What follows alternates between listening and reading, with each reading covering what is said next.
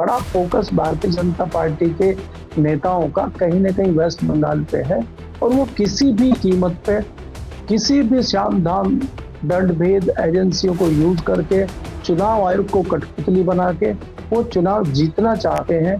वो किसी भी लेवल पे उनको जाना पड़े, कितना ही कीचड़ फैलाना पड़े, उस कीचड़ को फैला के कमल को खिलाने की उनकी जो प्रक्रिया चल रही है वो सब उसमें व्यस्त है। नमस्कार दोस्तों, कैसे हैं आप लोग। उम्मीद है आप सभी अच्छे होंगे। सबसे पहले आशा भोसले जी को श्रद्धांजलि, नमन उनको। वो अब हमारे बीच नहीं है, लेकिन उनकी आवाज हमेशा हमें उनकी याद दिलाती रहेगी। राजनीति की बात करूं तो दिल्ली और लखनऊ में जिस तरह की तल्खियां हैं, इस बीच यूपी में बड़े बदलाव के संकेत मिल रहे हैं। दिल्ली वाले नेता लखनऊ पहुंच रहे हैं और जो लखनऊ में है गोरखपुर वाले, वो बंगाल में जा रहे हैं। आखिरकार चल क्या रहा है राजनीति में, करेंगे बात। केपी मलिक जी वरिष्ठकार हमारे साथ जुड़े हैं। सर, बहुत बहुत स्वागत है आपका। बहुत बहुत धन्यवाद आपका हिमांशु जी और आपके दर्शकों का भी।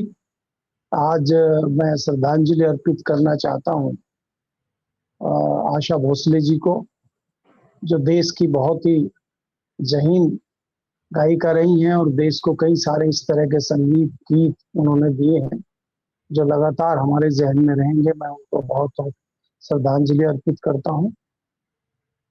इसके बाद मैं कहना चाहता हूँ कि जितने भी पुराने लोग हैं, चाहे वो फिल्मी हस्तियां हों, चाहे वो दूसरे राजनेता हों, तो एक संदेश हमें दे के जाते हैं, तो हमें लगता है उस परंपरा को आगे बढ़ाना चाहिए। हमें इन चीजों का आज एक टोटा दिखाई देता है, एक कमी दिखाई देती है। तो इस तरह की कमी को पूरा करने के लिए नए लोग किस प्रकार से आगे आ रहे हैं, इस पर विचार होना चाहिए। इस तरह की कामना और इच्छा जाहिर करता हूँ कि ऐसे लोग आगे आए जो आशा भोसले जैसे महान शख्सियत की जगह भर सके। बहुत बहुत श्रद्धांजलि अर्पित करता हूँ और नमस्कार उनको करता हूँ जी। बिल्कुल, आशा भोसले जी भले ही अब हमारे बीच में नहीं है, लेकिन उनकी आवाज अमर है और संगीत के जरिए, गानों के जरिए हम उनको जो है हमेशा याद करते रहेंगे। दूसरी तरफ उत्तर प्रदेश की सियासत की अगर बात करें सर, तो हम देख रहे हैं एक तरफ तावड़े जी लखनऊ लैंड कर रहे हैं, तो दूसरी तरफ योगी आदित्यनाथ जी बंगाल लैंड कर रहे हैं। तो ये चल क्या रहा है, मतलब ये क्या कॉम्बिनेशन देखने को मिल रहा है। इधर सरकार में कुछ बदलाव के संकेत भी मिल रहे हैं, तो क्या कुछ चल रहा है अंदर खाने, जरा बताइए। देखिए हिमांशु, अगर आप आज के राजनीतिक हालात को देखें, खासकर उत्तर प्रदेश को देखें, तो उत्तर प्रदेश में पिछले काफी दिनों से बड़ी उठापटक चल रही है।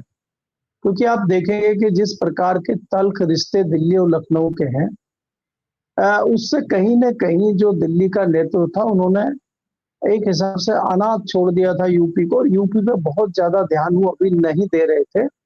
वो अपने दूसरे राज्यों को जीत रहे, दूसरे राज्यों में अपनी पार्टी को मजबूत करने, अपने लोगों को मजबूत करने पे लगे हुए थे।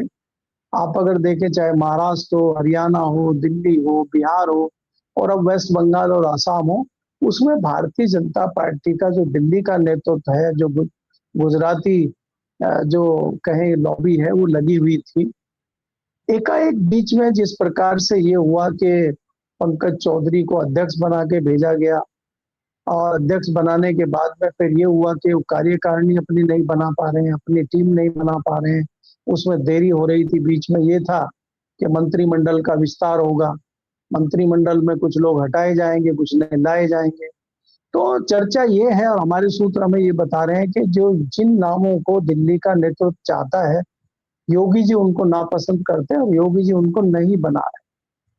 और जिनको योगी जी चाहते हैं उनको दिल्ली का नेतृत्व अमित शाह नहीं चाहते। योगी जी जाते हैं, प्रधानमंत्री से मिलते हैं, प्रधानमंत्री कह देते हैं आप जो है अमित शाह जी से मिल लीजिए, और अमित शाह जी बात करते नहीं है, वो कह देते थे आप प्रदेश अध्यक्ष से मिल लीजिए, राष्ट्रीय अध्यक्ष से मिल लीजिए। तो राष्ट्रीय अध्यक्ष क्या है, किस हैसियत में है, कितनी जानकारी उनको है, कितना तजुर्बा है, वो मेरे से ज्यादा शायद आप जानते ही हैं।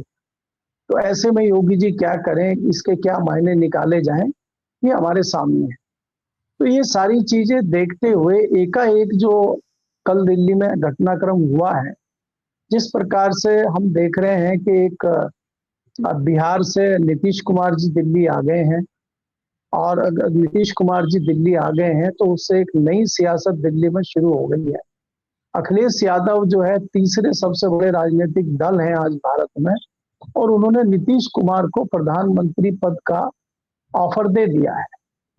अब अगर देश की पहले नंबर पर भारतीय जनता पार्टी, दूसरे नंबर पर कांग्रेस और तीसरे नंबर पे सबसे ज्यादा सांसदों वाली पार्टी समाजवादी पार्टी के जो सुप्रीमो हैं, और वो कह रहे हैं कि आइए आप प्रधानमंत्री बनिए, तो जाहिर सी बात है कि कांग्रेस और तमाम विपक्षी दल इस उनके पीछे खड़ा हुआ है। तो ऐसे में भारतीय जनता पार्टी का असहज होना वाजिब है, और कहीं ना कहीं भारतीय जनता पार्टी इस वक्तव्य से, इस बात से कहीं ना कहीं असहज नजर आ रही है। और उस हालात में विनोद तावड़े बिहार के प्रभारी हैं, बिहार में इतना तेजी से घटनाक्रम बदल रहा है, इतना वहां पर महत्वपूर्ण घटनाक्रम चल रहा है, उसको छोड़ के एकाएक इनका लखनऊ जाना और लखनऊ में योगी जी का प्रोग्राम वेस्ट बंगाल की रैलियों में लगाना, और इनका लखनऊ में जाके मीटिंगें करना, और चर्चा एक गुलाबी फाइल की हो रही है कि जो दिल्ली से गुलाबी फाइल लेके वो गए हैं, वो कौन सी फाइल है, उस फाइल में क्या है, इसका लगातार चर्चा होना तो राजनीतिक सरगर्मियों को बढ़ा रहा है लखनऊ में। तो लखनऊ में अगर आप देखें आज गर्मी बहुत होगी, आप तो लखनऊ में है, मैं तो दिल्ली में हूँ, तो सियासी गर्मी बहुत है वहां पे। अब सियासी गर्मी तो उतारना जानते हैं, योगी जी कहते हैं कि हम गर्मी अच्छे अच्छों की उतार देते हैं। तो क्या जो सियासी ठंडा कर देते हैं, तो क्या योगी जी मौसम को ठंडा करेंगे, क्या सियासी गर्मी को ठंडा करेंगे, कैसे करेंगे, ये तो देखने वाली बात है। लेकिन फिलहाल ये लग रहा है, मुझे लग रहा है कि उत्तर प्रदेश में बहुत जल्दी कुछ ना कुछ बड़ा बदलाव हम देख सकते हैं। अब उसमें क्या बदलाव होगा, नई टीमें बनेंगी, उसमें कौन कौन आएंगे, बहुत जल्दी मंत्रिमंडल विस्तार की घोषणा हो सकती है, उसमें कौन हटेंगे कौन नए आएंगे, इस तरह की चीजें हो सकती हैं। क्योंकि मेन मुद्दा यह है कि दिल्ली में कहीं ना कहीं सुबुगाहट है, दिल्ली में कहीं ना कहीं घबराहट है कि कहीं नया समीकरण ना बन जाए। क्योंकि आप अगर थोड़े दूसरे परिप्रेक्ष्य में भी देखते हैं, चाहे वो अंतरराष्ट्रीय मामले हों, चाहे राष्ट्रीय मामले हों, चाहे देश के मामले हों, चाहे संसद के मामले हों, कई मोर्चों पर भारतीय जनता पार्टी की मोदी सरकार गिरी हुई नजर आती है। और विपक्ष में खासकर राहुल गांधी जो है वो फ्रंट फुट पे खेलते हुए नजर आ रहे हैं, और Bharatiya Janata party back foot पे नजर आ रही है। तो ऐसे में कई सारे चीजें भारतीय जनता पार्टी करने के मूड में है। अब क्या क्या बदलाव होते हैं, क्या क्या नए एक्शन होते हैं, ये हमें आने वाले समय में देखने को मिलेगा।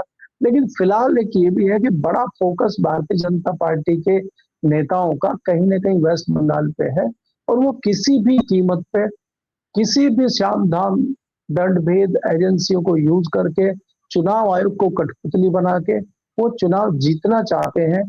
वो किसी भी लेवल पे उनको जाना पड़े, कितना ही कीचड़ फैलाना पड़े, उस कीचड़ को फैला के कमल को खिलाने की उनकी जो प्रक्रिया चल रही है, वो सब उसमें व्यस्त है। अब वो इस महीने पूरे व्यस्त रहेंगे, और उसके बाद फिर उत्तर प्रदेश का रुख करेंगे। फिर वहां पे जो होगा संग्राम, वो हम और आप देखेंगे, उसके लिए थोड़ा इंतजार करना पड़ेगा। लेकिन ये कह सकते हैं कि आज की सरगर्मियां देख के कि उत्तर प्रदेश में सियासी संग्राम की शुरुआत हो गई है। जी। अच्छा सर, भारतीय जनता पार्टी की अगर बात करें तो अभी तक जो प्लान चल रहा था या फिर जो लड़ाई चल रही थी, अब उसके रुख में भी परिवर्तन आएगा। एसआईआर ने एक बहुत बड़ी भूमिका निभाई है, क्योंकि अब आकलन हो रहा है 2 करोड़ से ज्यादा नाम कट गए हैं जब, तो फिर कहाँ कटे हैं, किसको नुकसान किसको फायदा, इसका आकलन भी हो रहा है। तो ब्रजेश पाठक जी हों या फिर वित्त मंत्री सुरेश खन्ना जी हों, उनकी सीट ऐसी है, ऐसे तमाम और मंत्री भी हैं जिनकी सीट्स पर फर्क पड़ेगा, क्योंकि वहां पर जितने मार्जिन से वो चुनाव जीते थे पिछली बार में 2022 में, उससे कई गुना ज्यादा या फिर उससे कुछ ज्यादा वोटर्स हटा दिए गए। तो ऐसे में एसआईआर एक बहुत बड़ी भूमिका निभाने जा रहा है क्या? इस ये जो आगामी चुनाव है, रणनीति में क्या कोई परिवर्तन इसके मद्देनजर होने वाला है? कुछ लोग ऐसे होंगे जो पिछली बार कम मार्जिन से जीत गए थे, भारतीय जनता पार्टी में बड़ा पद पा गए थे, लेकिन इस बार जो है उनकी छुट्टी इसलिए कर दी जाएगी क्योंकि एसआईआर की प्रक्रिया के तहत जो है बहुत सारे वोटर हटा दिए गए, तो समीकरण को और बारीकी से साधना पड़ेगा। देखिए हिमांशु, अगर आप देखते हैं, जब राजनीतिक फैसले होते हैं, राजनीतिक गुना भाग होती है, तो पार्टियां और सियासत जो है कई अपने ही लोगों को हराने और जिताने का काम करती है, अपने लोगों का भी नुकसान करती है, क्योंकि पार्टी के अंदर भी कई सारे आपके कंपटीटर होते हैं जिनको हटाना जरूरी होता है। आप अगर भारतीय जनता पार्टी में देखें, तमाम ऐसे बड़े नेता हैं जो पिछले 10 सालों से 12 सालों से किनारे पे लगे हुए हैं। बड़े बड़े भारी भरकम जो कहते थे कि हमारे बिना भारतीय जनता पार्टी हिल ही नहीं सकती, उसमें तमाम नाम है। आप वसुंधरा राजे से लेकर शिवराज सिंह चौहान, छत्तीसगढ़ के रमन सिंह और बाकी जो तमाम लोग हैं, लंबी फेहरिस्त है, आप निकाल के पढ़ सकते हैं। ऐसे लोग सब किनारे पे लगे हुए हैं और अपने रबर स्टैंप इन्होंने जगह जगह बिठा के ये सत्ता को चला रहे हैं। उत्तर प्रदेश में योगी आदित्यनाथ इनके कब्जे से बाहर हैं। उत्तर प्रदेश को कैसे कंट्रोल किया जाए, योगी आदित्यनाथ का क्या किया जाए, इस पे गुनाभाग दिल्ली में चल रहा है। इसको देखते, और ये आज से नहीं चल रहा, कई लोग इसको अभी समझ रहे हैं, कई लोग तो अंधभक्त तो अभी भी नहीं मानेंगे, लेकिन मैं बहुत पहले से देख रहा हूं और मैंने ये भी लिखा है कि एक बार योजना ये भी बनी थी दिल्ली में कि योगी जी को अगर समाप्त करना है, योगी जी को अगर, देखिए योगी जी को बिल्कुल समाप्त भी नहीं करना है इनको, और योगी जी को हटाना भी है, तो इसको कहते हैं कि सांप भी मर जाए और लाठी भी ना टूटे, हमें ऐसा करना है। तो उसके लिए तरीका ये था कि पहले इस पर विचार हुआ था कि उत्तर प्रदेश के 3 या 4 टुकड़े कर दिए जाए। उससे क्या होगा कि योगी की हैसियत भी कम हो जाएगी और बाकी जो दूसरे बीच बीच में सर उठाते हैं लोग, चाहे वो अखिलेश हो, चाहे वो मायावती हो, चाहे वो जयंत चौधरी हो, इन सबका इलाज हो जाएगा। उस पर भी काफी दिन तक जो है चर्चाएं चली थी। लेकिन भारतीय जनता पार्टी को लगा होगा कि इसमें कोई टेक्निकल प्रॉब्लम है, लंबा प्रोसीजर है, इसमें शायद नहीं मामला बैठ पाया। तो अभी जो नया मामला हम देख रहे हैं, हमारे सूत्र बता रहे हैं और हम जो गुनाभाग देख रहे हैं, आप जो पैटर्न देखते हैं, चाहे वो महाराष्ट्र का पैटर्न हो, चाहे वो बिहार का पैटर्न हो, कि चुनाव तो आपके फेस पे ही लड़ा जाएगा, लेकिन चुनाव के बाद जब परिणाम आएगा तो आपको मुख्यमंत्री नहीं बनाया जाएगा और इस दौरान आपको कई सारे मोर्चों पर कमजोर कर दिया जाएगा। या तो आप विधानसभा का चुनाव ही हार जाए, या आपका जो क्षेत्र है उसमें बड़ा नुकसान आपको दिखाई दे, तो कोई ना कोई ऐसा बहाना होगा कि आपको इसकी वजह से नहीं बनाया जा रहा है। अब आप अगर बिहार को देखें तो बिहार में हर जगह ये हुआ कि नीतीश कुमार के चेहरे पर चुनाव लड़ा जा रहा, नीतीश कुमार के चेहरे पर चुनाव लड़ा जा। आज कहाँ है नीतीश कुमार, कौन सीएम बनेगा? शिंदे के नेतृत्व में 85 सीटें उनके पास है, मतलब इसीलिए ये यही इसी प्रकार की तस्वीर आपने महाराष्ट्र में देखी थी, जो शिवसेना को तोड़ फोड़ करके शिंदे जी आए थे। शिंदे जी और अजीत पवार के फेस पे चुनाव लड़ा जा रहा था और बताया जा रहा था कि शायद यही बनेंगे, शिंदे जी ही मुख्यमंत्री रहेंगे। बाद में शिंदे का क्या हुआ और अजीत पवार का क्या हुआ, ये आपसे छुपा नहीं। तो क्या इसी रास्ते पे, इसी पैटर्न पे उत्तर प्रदेश में भी भारतीय जनता पार्टी तैयारी कर रही है? और क्या किनारे लगाने के लिए योगी को ये सारा षड्यंत्र हो रहा है? इसकी चर्चाएं दिल्ली में हैं और भारतीय जनता पार्टी में ये कोई बहुत बड़ी बात नहीं है अगर इस तरह का घटनाक्रम होता है। आपको याद होगा कि योगी जी ने आशंका जाहिर की थी कि 5 करोड़ वोट काटे जा रहे हैं। आप 5 करोड़ वोट काट के चाहे जितना भी करें, क्या हम उसमें हमारे लोगों के वोट नहीं कटेंगे? इस पे आपत्ति जाहिर की थी योगी जी ने और अपने कार्यकर्ताओं से आह्वान किया था कि प्रत्येक बूथ पे जाके 200-200 वोट बढ़वाइए ताकि हमारा कुछ बैलेंस हो सके। तो क्या उन्होंने बढ़वाई है कि नहीं बढ़वाई है? उन्होंने क्या किया है कि नहीं किया है? उन्होंने 5 की आशंका की थी, लेकिन 2 की आशंका तो पूरी हो गई उनकी। 2,04,000 वोट कटे हैं, तो ये कोई छोटा आंकड़ा तो है नहीं। उत्तर प्रदेश जैसे विशाल राज्य में वोटों का इस तरह कटना, कौन कौन सी कॉन्स्टिट्यूएंसी में कटे हैं, कौन कौन सी कॉन्स्टिट्यूएंसी में बढ़े हैं, किस आधार पे चीजें हुई हैं, ये कौन देखने जाएगा?